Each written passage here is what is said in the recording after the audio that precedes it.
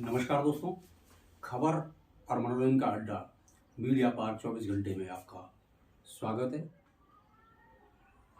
दोस्तों, आज हम आपको एक ऐसे मुद्दे के बारे में बताने जा रहे हैं जो चुनाव से संबंधित है। जी हाँ, हम बात कर रहे हैं पंजाब में चंडीगढ़ के मेयर के चुनाव, जो कि एक हास्यास्पद साबित हुआ है। जिस तरीके से चुनाव को मैनिपुलेट करने की कोशिश की गई है भारतीय जनता पार्टी की तरफ से, वो एक दुर्भाग्यपूर्ण था और पूरे देश में इससे एक गलत मैसेज गया है कि भारतीय जनता पार्टी ने अपने उम्मीदवार को जीतने के लिए, जिताने के लिए जिस तरीके की शैली अपनाई है और जिस तरह से रिटर्निंग अफसर ने वहाँ पर गड़बड़ी की है, जो वैध वोट पड़े हुए थे उनको अवैध घोषित करके और भारतीय जनता पार्टी के उम्मीदवार को विजयी घोषित किया था। उसको आम आदमी पार्टी ने कोर्ट में चैलेंज किया। सुप्रीम कोर्ट ने इसका संज्ञान लेते हुए आम आदमी पार्टी और कांग्रेस पार्टी के संयुक्त उम्मीदवार कुलदीप कुमार को विजयी घोषित कर दिया और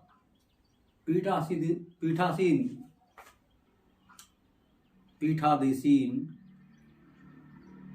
अधिकारी आरोप के ऊपर कार्रवाई करने के निर्देश जारी किए। यह एक सराहनीय कदम माननीय सर्वोच्च न्यायालय द्वारा लिया गया। सुप्रीम कोर्ट इस तरीके से पिछले कुछ मुद्दों पर अपने फैसले दे रहा है, जो देश के हित के लिए अति आवश्यक है। तो दोस्तों, आम आदमी को जागरूक होने की आवश्यकता है और अपने हक के लिए लड़ने की आवश्यकता है। जाति के नाम पर, धर्म के नाम पर, पावर के नाम पर वोट को मैनिपुलेट करना या गलत लोगों को वोट देना, दोनों ही गलत परंपरा है। हमें जागरूक होना होगा, अपना भविष्य के बारे में सोचना होगा। महंगाई, बेरोजगारी, मुफ्त शिक्षा, मुफ्त इलाज, ये अहम बुनियादी ज़रूरतें हैं जो आम जन के लिए होना चाहिए, वो नहीं मिल पा रहा है। लेकिन राजनीतिक दल अपने फायदे के लिए कुछ भी करने को तैयार है। ये तो एक छोटा सा चुनाव नगर पालिका या नगर परिषद या आप ये कहना चाहिए कि म्यूनसिपल कॉरपोरेशन की चुनावों की बात हम कर रहे हैं।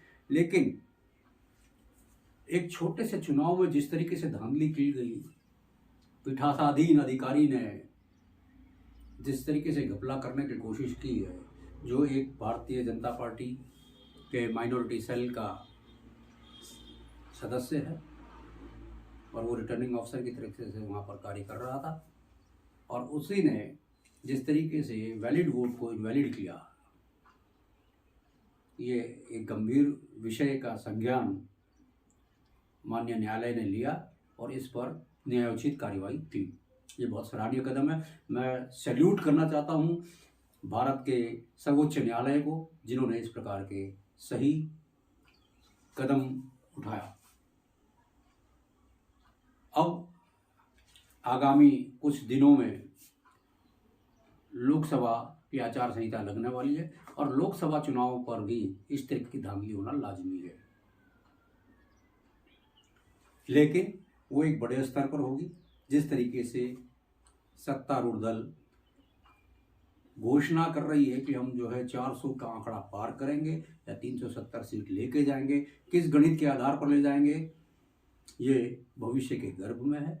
लेकिन जिस तरीके से ईवीएम का विरोध अधिकांश भारतीय दल कर रही है, लेकिन उस पर न तो चुनाव आयोग कोई संज्ञान ले रहा है, न ही सरकार ले रही है। इसलिए इस विषय पर भी माननीय सर्वोच्च न्यायालय को हस्तक्षेप करना चाहिए और ईवीएम को बैन करना चाहिए, क्योंकि ईवीएम की सत्यता पर सवालिया निशान है। ईवीएम की वोटिंग प्रणाली पर सवालिया निशान है। अगर हिंदुस्तान का एक भी व्यक्ति ईवीएम का विरोध कर रहा है तो सरकार को, तो चुनाव आयोग को ईवीएम के माध्यम से चुनाव नहीं करवाने चाहिए। लेकिन हो क्या रहा है, चुनाव आयोग कठपुतली की भांति काम कर रही है और सारे चुनाव ईवीएम से होते हैं। ईवीएम में सॉफ्टवेयर सेटिंग या जो भी लोग इल्ज़ाम लगा रहे हैं कि भाई ईवीएम हैक हो रहा है, ईवीएम पे वोट ट्रांसफ़र हो रहे हैं, और ये पॉसिबल भी है। जब एटीएम हैक हो सकते हैं, जब आपके अकाउंट हैक हो सकते हैं, तो ईवीएम हैक करना कोई बहुत बड़ी बात नहीं है। जबकि नेता अपनी कुर्सी पर पाने के लिए, अपने रोजगार के लिए कुछ भी कर सकते हैं, तो क्या आप अपना रोजगार पाने के लिए कुछ नहीं करेंगे? आपको भी, मुझे लगता है कि ऐसा करना चाहिए कि आपको सरकार और जनप्रतिनिधियों की भांति, नेता की भांति अपने हक के लिए लड़ना चाहिए, अपने हक के लिए आवाज़ बुलंद करनी चाहिए और सर्वोच्च न्यायालय को इसे संज्ञान में लेकर आमजन के हित में ऐसा फैसला देना चाहिए कि जो चुनाव हैं वो, अगर ईवीएम से कुछ लोग पसंद नहीं करते हैं, अधिकांश लोग ईवीएम पर भरोसा नहीं करते हैं, इसलिए ये चुनाव बैलेट पेपर के माध्यम से कराए जाएं और चुनाव आयोग को इसके ऊपर तैयारी करनी चाहिए कि बैलेट पेपर से वोट करवाए जाएं। बैलेट पेपर पर भी धांधली हो सकती है, जैसा कि हमने मेयर के चुनाव में देखा। बैलेट पेपर को लूटा भी जा सकता है, लेकिन इन सब को रोकने का प्रावधान हमारे पास है। लेकिन जो ईवीएम हैक की बात करते हैं लोग, या जो मैनिपुलेटेड होता है सॉफ्टवेयर के माध्यम से, उसको आप कैसे रोकेंगे? क्योंकि हर आदमी इसका जानकार नहीं है। आईटी प्रोफेशनल्स इसके बारे में जानते हैं, जो कंप्यूटर साइंस की नॉलेज रखते हैं उनको इसके बारे में पता है, जो बड़े बड़े इंजीनियर्स हैं वो इसकी सत्यता को जानते हैं। बावजूद इसके चुनाव आयोग कोई कदम नहीं उठा रहा है इसकी तरफ। ये अति गंभीर मुद्दा है और 5 साल में एक बार जो ये मौका आम जनता को मिलता है अपनी सरकार चुनने का, ये एक महोत्सव के रूप में मनाया जाता है। लेकिन ऐसे महोत्सव का क्या लाभ जो फिक्सिंग के साथ किया गया? लोकतंत्र के पर्व को मनाने का ये फिक्सिंग का फॉर्मूला कितना बेटर है, ये आप सब जानते हैं।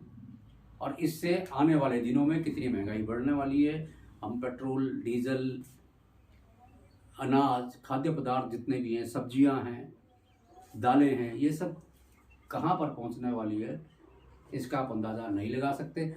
और सरकार जो है इन्हीं चीज़ों का फ़ायदा उठा रही है, आमजन को गुमराह कर रही है। लोग गुमराह कर रहे हैं कि अगर सरकार नहीं आएगी तो नुकसान हो जाएगा। नुकसान किसका होगा? नेताओं का। जिनको वोट नहीं मिलेगा, जो चुनाव हारेंगे, उनको नुकसान होगा। आज की तारीख में कोई भी देश की सेवा नहीं कर रहा है, बल्कि व्यापार कर रहा है। राजनीति शुद्ध व्यापार है, देश सेवा कतई नहीं है। कोई स्वयं लाभ ले रहा है, कोई अपने निकटस्थ, अपने परिजनों को, अपने रिश्तेदारों को, अपने दोस्तों को, अपने पहचान वालों को फायदा पहुंचा रहा है। लेकिन आम जन आज भी वहीं के वहीं खड़ी है। तो ये अति गंभीर मुद्दा है।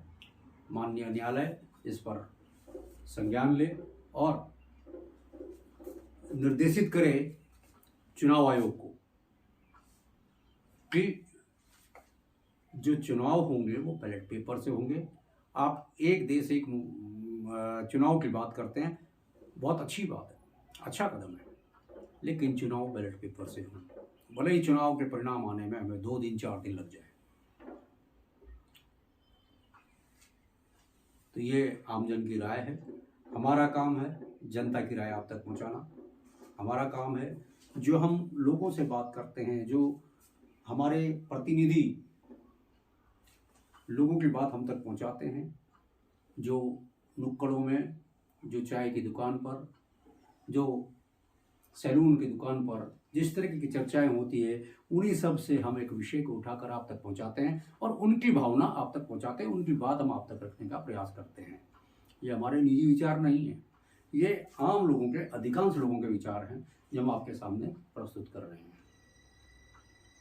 अब नेताओं की बात करें तो जो नेता हमारे देश में चुने जा रहे हैं या जो नेता इधर से उधर भाग रहे हैं चुनाव जीतने के लिए, वो जनता के लिए नहीं जा रहे हैं। एक भी नेता जनता के लिए अपनी कुर्सी नहीं छोड़ रहा है। जितने भी नेता हैं वो अपने लालच के लिए, कोई भ्रष्टाचार से मुक्ति पाने के लिए भाजपा की गंगा नदी में डुबकी लगाने का प्रयास कर रहे हैं।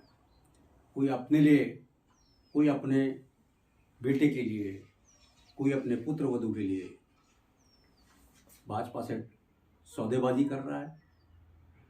और अब कर्तव्य यहाँ पर हमारे देश की जनता का है कि जो नेता एक विशेष दल से जीत करके आपके सामने हाथ जोड़ करके, आपके पैर छू करके गया और उसने वादे किए आपसे कि मैं ऐसा करूंगा, आप कांग्रेस को वोट दीजिए, आप बीजेपी को वोट दीजिए, आप सपा को दीजिए, आप बसपा को दीजिए, आप शिवसेना को दीजिए, और फिर वही नेता नीतीश कुमार की तरह पलटी मार जाता है बार बार। किसके लिए? जनता के लिए नहीं, अपनी कुर्सी के लिए, अपने हित के लिए, अपने फायदे के लिए। नीतीश कुमार पर कोई आरोप नहीं है कि परिवारवाद से जुड़े हैं, लेकिन अपनी कुर्सी के साथ उनका अति मोह है। वो सीएम की कुर्सी नहीं छोड़ना चाहते किसी भी कीमत पर। इसीलिए कभी वो भाजपा के साथ, कभी जनता दल के साथ, राजग के साथ में, कभी भाजपा के साथ फिर वापस। ये सब क्या है?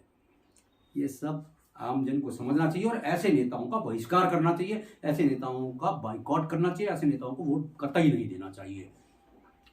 ये मेरी दरख्वास्त है आम जनता से।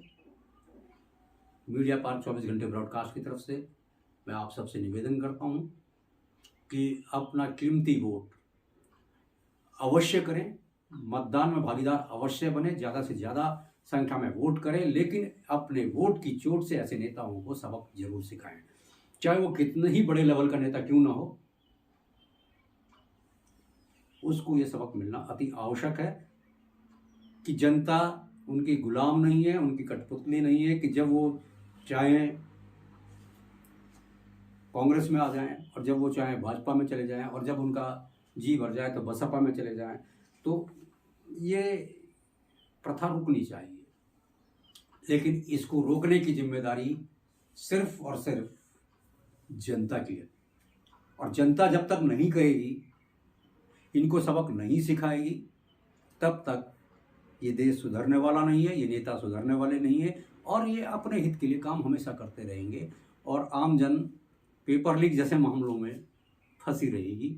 ना उन्हें रोजगार मिलेगा, ना कुछ मिलेगा। जनता आप सबका इस्तेमाल करती है, जनता का इस्तेमाल ये सारे नेता करते रहेंगे। तो दोस्तों, ये जो मुद्दा हमारा था इस वक्त चुनाव से संबंधित था, चंडीगढ़ चुनाव से संबंधित था, जो चंडीगढ़ में मेयर के चुनाव हुए। तो मैं सुप्रीम कोर्ट को बहुत बहुत धन्यवाद अदा करता हूँ, जिन्होंने सही डिसीजन, एकदम सही डिसीजन लिया। उन्होंने पूरा चुनाव प्रक्रिया को रद्द नहीं किया, उन्होंने सिर्फ चुनावी रिजल्ट को रद्द किया जिस पर धांधली की गई थी। और जो 8 वोट जो आम आदमी पार्टी के हित में पड़े थे, जिसको इनवैलिड करने का काम अनिल मसीह नाम के आरओ ने किया था, उसको सही माना गया और आम आदमी पार्टी के हित में फैसला दिया गया और कुलदीप कुमार को मेयर घोषित किया गया। तो इस तरीके की जागरूकता हमारे समाज के हर वर्ग में होनी चाहिए। आप हिंदू, मुस्लिम, सिख, ईसाई, अगड़ी जाति, पिछड़ी जाति, ये सब कोई मुद्दा नहीं है।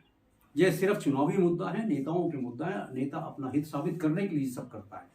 पर हमारा मानना है कि आम आदमी का रोजगार, आम आदमी का स्वास्थ्य, आम आदमी की शिक्षा, आम आदमी के लिए जो सुरक्षा की भावना होनी चाहिए, जो विकास जिसे कहते हैं, सड़कों का निर्माण, नालियों का निर्माण, पुलों का निर्माण समय पर हो। बड़े बड़े गड्ढे मुख्य मार्गों पर पड़े हैं, लेकिन किसी भी प्रदेश की सरकार के पास चले जाएं, वहाँ पर आपको गड्ढे अवश्य मिलेंगे और उस पर कोई संज्ञान नहीं लेता है, जो कि बरसात में और ज़्यादा दिक्कतों का कारण पैदा करता है। कई सारी दुर्घटनाएं भी होती हैं, मगर सरकार के कानों में, शासन के कानों में, प्रशासन के कानों में जूं तक नहीं रहती। कई बार इस तरीके की आवाज़ हम उठाते रहे हैं, संबंधित अधिकारियों को इससे अवगत कराते रहे हैं, लेकिन अधिकारियों का इस पर कोई ध्यान नहीं जाता है। ठीक है, कार्रवाई हो रही है, हम करेंगे, हमने कर दिया, हमने बोल दिया, हम मीटिंग बिठा रहे हैं, बस यहीं तक हमारे शासन प्रशासन सीमित है।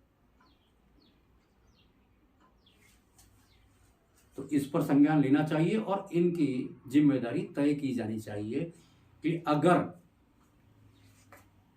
उस क्षेत्र में कोई भी कमी पाई जाती है तो उस क्षेत्र का प्रतिनिधि, उस क्षेत्र से संबंधित अधिकारी इसके लिए जिम्मेदार होंगे, अन्यथा इनको नौकरी से बर्खास्त किया जाएगा या जनप्रतिनिधि का टेन्योर वहीं पर समाप्त कर दिया जाएगा।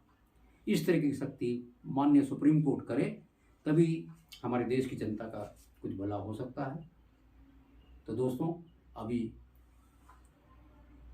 मुझे दीजिए इजाज़त और देखते रहिए खबर और मनोरंजन का अड्डा मीडिया पार्क 24 घंटे के अगले कड़ी में एक नए मुद्दे के साथ। जय हिंद।